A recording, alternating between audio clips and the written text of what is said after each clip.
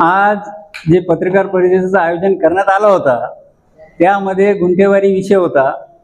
त्याच्यामध्ये माननीय आयुक्त महोदय, आमचा असा आरोप आहे की गुंठेवारीसाठी लोक जे आहे स्वतःहून जाऊन महानगरपालिकेला गुंठेवारी करून घेतात आणि गुंठेवारीचे पैसे भरल्यानंतर त्यांच्याकडे जे प्रमाणपत्र आयुक्त महोदयाकडून जे दिले जातो ते पूर्ण चुकीचं आहे। याच्यामध्ये फक्त आयुक्त गोरगरिबांच्या खिशावर डाका टाकू लागला असं त्याचा अर्थ झालेला आहे। आयुक्त साहेबांना आमची विनंती आहे की त्यांनी स्वतःहून ते प्रमाणपत्र बघायला पाहिजे आणि ते प्रमाणपत्र बघून त्या आरटी त्याच्यामधून काढून टाकायला पाहिजे। ज्या आरटी मुळे जे लोक गुंठेवारी करतात त्या लोकांचं भविष्य कधी सुधारणारा नाही असं दाखला ते देऊ लागले, याच्यावर आमचा आक्षेप होता।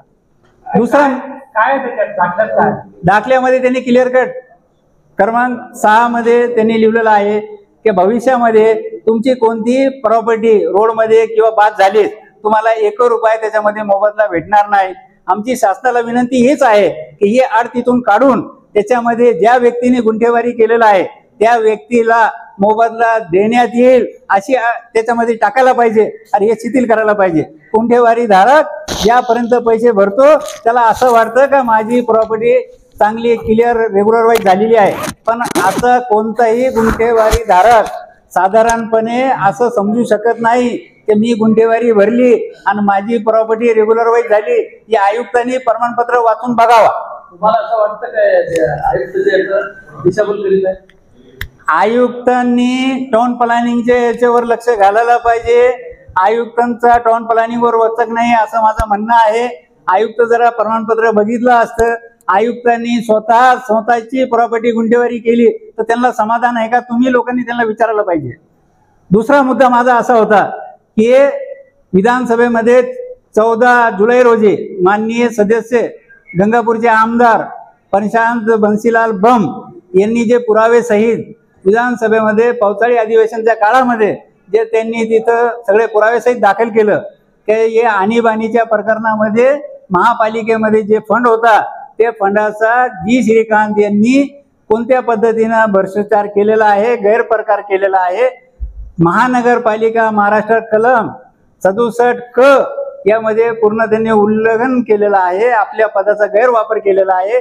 म्हणून आम्ही माननीय मुख्यमंत्री देवेंद्र फडणवीस यांना विनंती केलेली आहे की एक व्यक्ती सदस्य आपण नेमणूक करून त्यांची चौकशी करून जी श्रीकांत यांच्यावर कारवाई करावा अशी आमची विनंती आहे। माननीय मुख्यमंत्री यांनी 8 ते 10 दिवसामध्ये जे श्रीकांत यांच्यावर कारवाई केली नाही तर पुढची दिशा PM कडे आम्ही जाणार, राज्यपाल महोदयाकडे आम्ही जाणार, प्रत्येक विचारावर आम्ही ते विचार करणार आहे। काय आम्ही आयुक्तांनी जे गैरप्रकार केला ते आयुक्तांनी आजपर्यंत 14 तारखेपासून आज 31 जुलै आहे, आजपर्यंत आयुक्तांनी स्पष्टीकरण दिलेलं नाही की माझ्याकडे जे माझ्यावर आरोप लागले ते बिनबुडाचे आहे असं कोणताही त्यांनी खुलासा केला नाही। आणि माननीय सदस्य प्रशांत बम यांनी जे प्रश्न उपस्थित केलेले आहे शासनाने आजपर्यंत आयुक्तावर कोणतीही कारवाई केली असं दिसून आलेलं नाही, म्हणून हा पत्रकार परिषदेचं आयोजन होता। असा आरोप आहे का स्थानिक प्रशासन, स्थानिक नेते, स्थानिक मंत्री त्यांना पाठीशी घालतात असं वाटतंय? आमचं म्हणणं एक आहे, गोरगरिबांच्या जीवासाठी हा फंड होता, आणीबाणीच्या काळामध्ये वापरण्यासाठी होता।